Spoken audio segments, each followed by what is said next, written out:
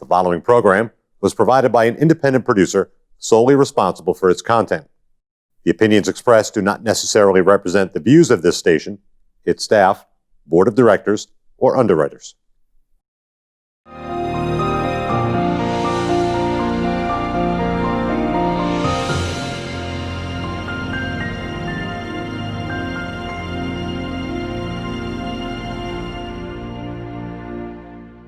Hello and welcome to The People's View. My name is David Schoneman. I'll be hosting this episode once again. At People's View, we take a look at all kinds of things that are going on in our government, whether it's local or state or on a national level. And we try to digest it a little bit, give you some information, some things to think about, so that as we're approaching an election season, which we certainly are this year here in 2020, May, as we're approaching this, we're well informed on the issues that we're going to be really deciding upon as we move forward. As I said, we're in May. Today's May 20th, and we're in the midst still of the COVID-19 lockdown or semi-lockdown. There's an effort underway to begin to open things up across the country, and we'll be seeing that here in New Hampshire as well. But there's still a lot of effects that we need to think about in terms of our economy. Certainly health effects. I think those have been talked about quite a bit on the news programs over the last few months. But we have to think about our economy too, and not just the national economy, but our local economy. I'm joined today by Doris Hohensee. Doris Hohensee is a representative of the Nashua GOP. I'm a member of the Nashua GOP as well. We both held elective office in the past. I've been on the board of aldermen here in the city, and Doris has been on the school board. Welcome, Doris. Glad to have you here. Nice to see you again. Thanks. This is the whole virtual thing is kind of strange. I'm really looking forward to sitting down with people in person once again. Back to normal, yes. Back to normal would be good.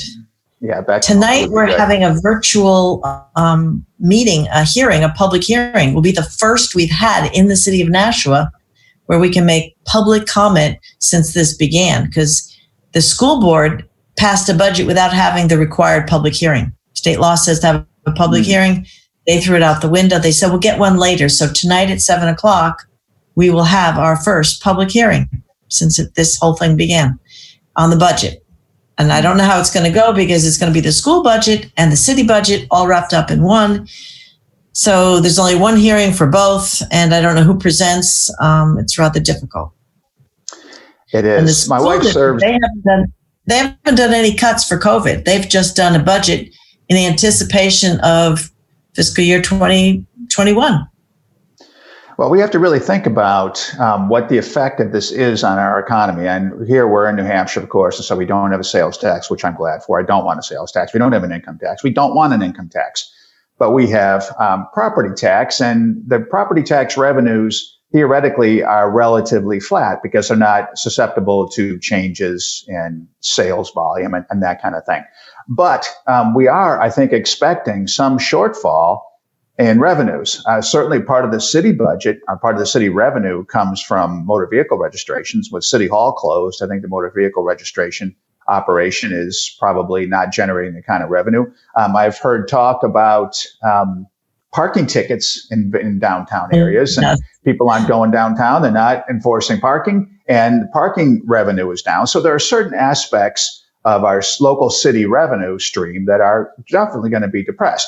We recently got a tax bill for our property, of course, and we're paying that. It's paid through my mortgage and all that. So our tax bill is paid, property taxes are being paid, but parking tickets and motor vehicle registrations, these things are falling away. And as these fall away, now there's going to be a budget shortfall. And I'm really wondering what Nashua is going to do and what New Hampshire is going to do with I think there's going to be a big shortfall, because you've got maybe 1 in 5 that are unemployed. So can they pay their property taxes? And then you have the renters, which they're not required to pay their rent and can't be evicted. So many landlords are not getting the revenue they need. Can they pay the property taxes? And then there's the businesses that have been shut down, the small businesses. How do they pay the property taxes on the buildings that they're not allowed to use? When you're not allowed to use your restaurant, are you going to be paying your property taxes on it? It's going to be difficult. I'd certainly be hard pressed to do that myself. And for the business folks, there's also business enterprise tax and business profits tax. As those numbers go down, then of course those tax revenues to the state go down as well. But that's the state. That's not the city. But no, I understand that. Yeah. But I think that throughout this, whether it's state or city, I mean, you hear a lot about national stuff, but state and city here in New Hampshire and Nashua, there are going to be some significant budget shortfalls potentially. Yes. Or revenue shortfalls, I should say. Yeah. And it should be interesting this weekend. This is Memorial Day weekend and our beaches are closed. There's many people that are not happy about that. In Maine, they're open. In Massachusetts, they're open. So why are we worried that they're going to come to our small beach? They've got their own beach. They've got Cape Cod. Why would they come to our little beach? So there's all sorts of things happening. Well, I think that the revenue shortfall is going to be critical. I think that's going to be a big issue. You and I were talking before the show about the big issues really facing the state level elections this year. Of course, this is not a municipal year. Last year was mayoral and Board of Aldermen, all the municipal offices. This year is national and it's state. So the big issue for our state reps and state senators and for the governor, it's going to be managing the economic fallout from this, really, and it's going to be quite severe, I think, or it could be quite severe. I saw in the paper today that our unemployment numbers for the state are huge, and we're a state that has had very low unemployment numbers for quite a long time, thanks to Governor Sununu's leadership. And with that now, with those unemployment numbers rising, we're going to see a lot of issues. And it's interesting too what you pointed out about landlords or renters. I'm a landlord, not here in Nashua, but I'm a landlord, and fortunately, our tenants are still paying their rent. But we do know we have a mutual friend whose tenant was told that they don't have to pay and they don't have to leave. And I think that's absolutely crazy. I think this person, I don't know, the tenant may have the ability to pay, may not, but whoever they called in the state told them, oh, don't worry, you don't need to pay. But that means that the landlord, their revenue, I mean, we operate on very tight margins, really. Landlords do. And now what are they going to do about paying their property taxes? How do you even turn over an apartment? My kids tried to look for an apartment in Cambridge, and most of the apartments, they don't let you in. Yeah, and if you do get in, it's rare. So they're trying to rent these properties virtually, and people are reluctant to do that. So that it's very difficult for landlords. Yeah, I don't know if we have that prohibition here in Nashua, but I do know that in Cambridge, Somerville, maybe Boston area too, that realtors are not allowed to show properties, and property owners can't show properties. So you may have a vacancy, and now what do you do? So I think our mutual friend has a worse problem because there's no vacancy, but there's no rental income stream either. The rental stream is gone. And that's because someone in some state agency said to that person, "You don't worry about it. You don't have to pay the rent, and you don't have to leave." So, the governor said on May 1st, he was doing a COVID update, and he said when things open up and somebody said, "Well, what if I don't feel safe? Do I have to go back, or can I still collect unemployment?" He said you can stay home if you don't feel safe and collect unemployment. So some businesses are trying to open up and can't find the workers because they're more happy to sit at home with that $600 a week bonus, and they're not coming back. And even if they do, the restaurants are only allowed to work outside, and the temperatures aren't warm, and they have to be more spaced out. So they're not getting the revenue that they normally get, and they've been down for 2 or 3 months. So there's going to be some real, hardship that's coming on. Mm-hmm. So, and who's going to be left to pick up the pieces? I'm afraid it's going to be just the regular taxpayer. It's going to be us, and that's going to be very problematic, I think, locally or for the state. We don't want to see that. I have heard. I'm sorry. Are we going to open the schools? That's the question. Are we going to open our schools this fall? Are they going to be remote? And do we need the budgets? I mean, they're looking to hire 22 more people in the district. They cut it down to 17 and a quarter because the mayor said this is your cap. But that was prior to COVID. Do we need any new teachers when we're all learning at home? I don't know. That's going to be an interesting question. I have some friends here whose kids are school age. Our son Isaac is not yet school age. We plan on homeschooling him anyway. But for some, I think for most parents, it's probably been eye-opening. Yes. And it can be either direction. I think there are plenty of parents who have said, this is a much better deal. I like having my kids at home. Homeschooling is probably something that we want to take a look at. This is not officially homeschooling, by the way, because the remote learning is not homeschooling. Homeschooling would free up even more time during the course of the day. Someone who's homeschooled, I know from people who are homeschooling their children, the school day is about 2 hours long, and the rest of the time is done on fun stuff. Whereas even with remote learning, there's far more than 2 hours a day spent in front of the computer. And so for other parents, I think it's a big challenge. I have some friends who have 4 kids who are all in school, and it's a big challenge for them. So I think there are some social changes too. Some folks may say we're going to homeschool our kids, other folks may not. But I think there's some big patterns, educational pattern changes coming along the way.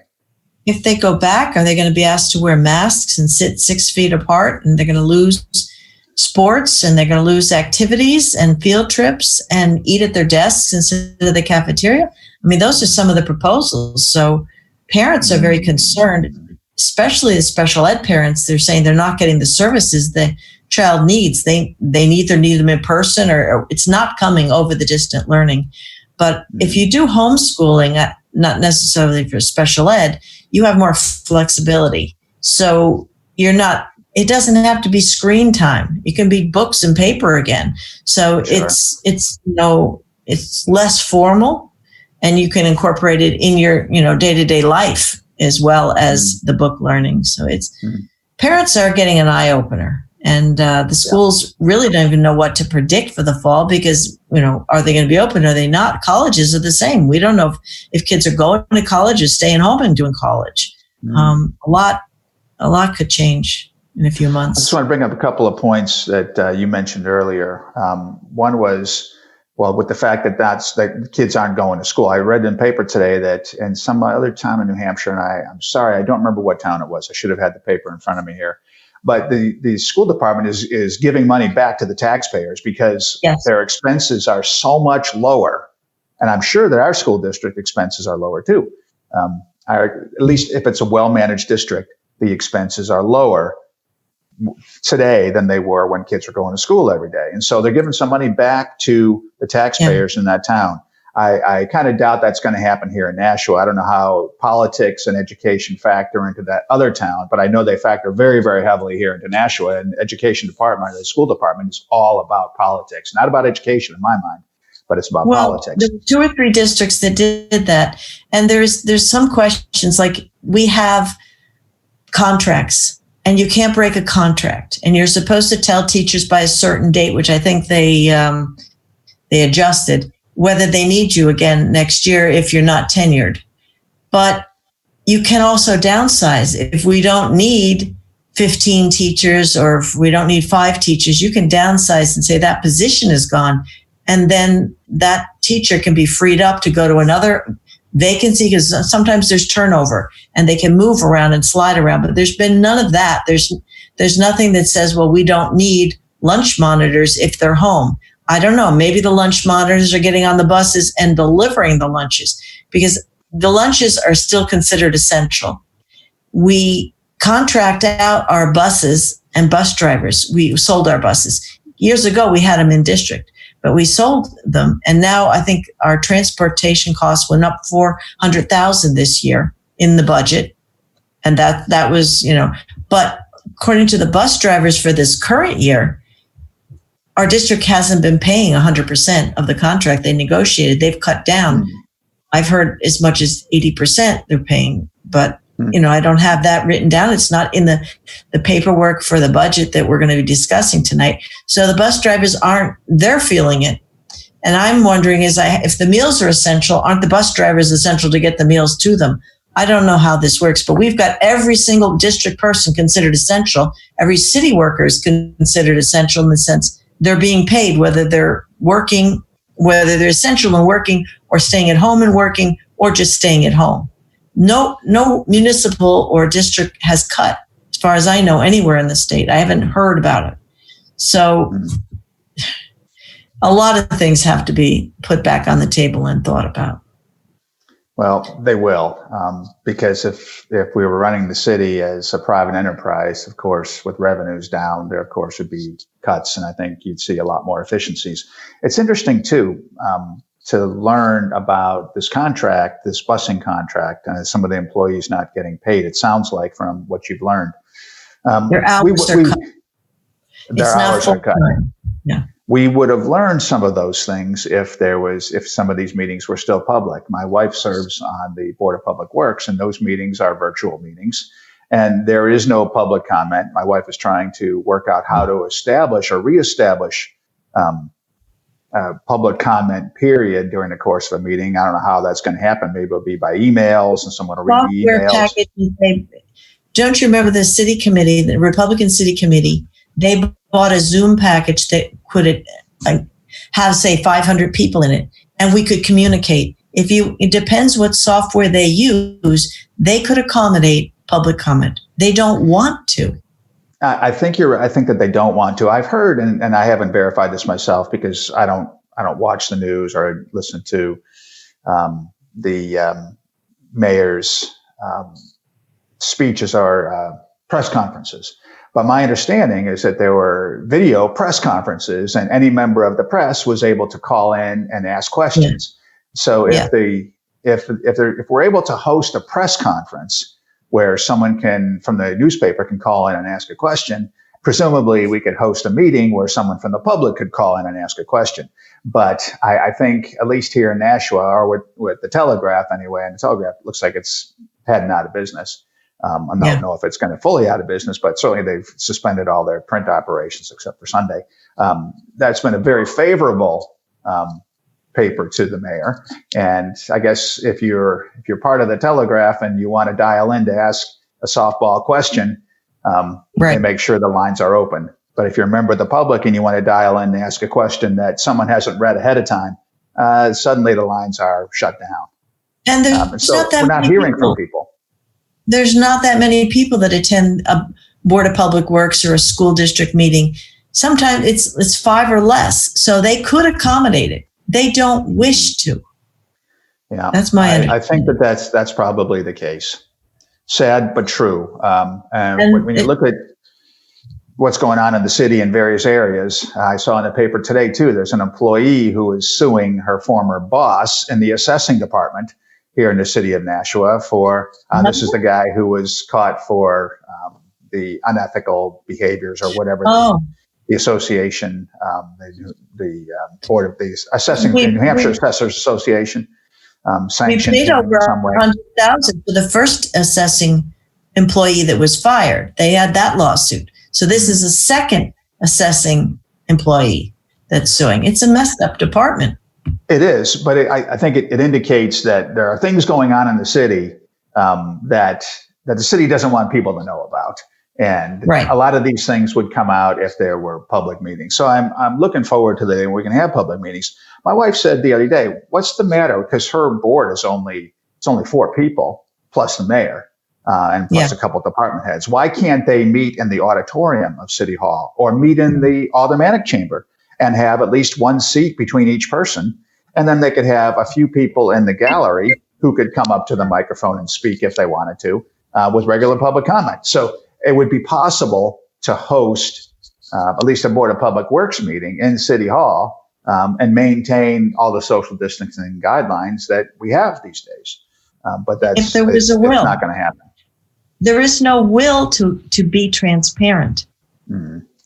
I mean, they're happy with the shutdown, and the governor's happy with it too. He has the same type of press conferences where they have the media that they want to dial in, they get their comments, and that's that. Mm. He says the churches aren't shut down, and there's many people that are mad that the churches are shut down, but the clergy is not pushing back. So they're pretending that it's voluntary, but if you read his order, it's anything that's spiritual or faith-based, a schedule that prohibits scheduled gatherings of 10 or more. And it's enforced by the health department and with the police. So here you have an emergency order that says you can't have free exercise of your religion, the people are angry, but there's no recourse. What are they supposed to do? There's a lot of orders that people are very discontent about it, and we need to open up and get back to normal. We do have to get back to normal. I'm not sure that's ever going to happen. I'm not sure some of these leaders really want us back to normal. Speaking about normal and getting back there, I understand that there's some discussion around the city of Nashua to close down 2 lanes on Main Street and allow restaurants to expand their outdoor seating. Now, I'm all in favor of expanding, getting restaurants back to business. And frankly, I think that closing down 1 lane each direction on Main Street is not a bad thing. I suggested that when I was in the Board of Aldermen, but it was completely shot down by the not by the Board of Public Works, by the Public Works Administration, who said that it's not possible. There's no place to put the traffic. Of course, this was after Broad Street Parkway was complete, and I thought Broad Street Parkway was supposed to enable better downtown traffic flow. But I think that if we were to do something like Manchester has done with their 2 lanes each direction on Elm Street, they've made it 1 lane each direction in most of that length, at least the real downtown length. And Concord too, Main Street through Concord, right in front of the State House, and further south has gone from 2 lanes each direction to 1 lane each direction. And it makes a much more pedestrian friendly, much better atmosphere to the city. And I think that Nashua could do the same thing. Pedestrians are going to have to walk close to the street. You're going to move out the tables, limit the driving, but the drivers and the pedestrians are going to have to be side by side, and the pedestrians will be in the street. They're talking about putting up some barriers, Jersey barriers of some kind. So there'll be something to separate the traffic from the folks who are spilling off the sidewalks into the street for dining. And we'll see what happens. I don't know how permanent this is going to be, if it's going to be seasonal or weekly, or I'm not sure they've ironed all those details out, but we'll see what they do. If it has the effect, maybe the corollary effect of changing traffic flow downtown, that could be a good thing for the city of Nashua. We'll see.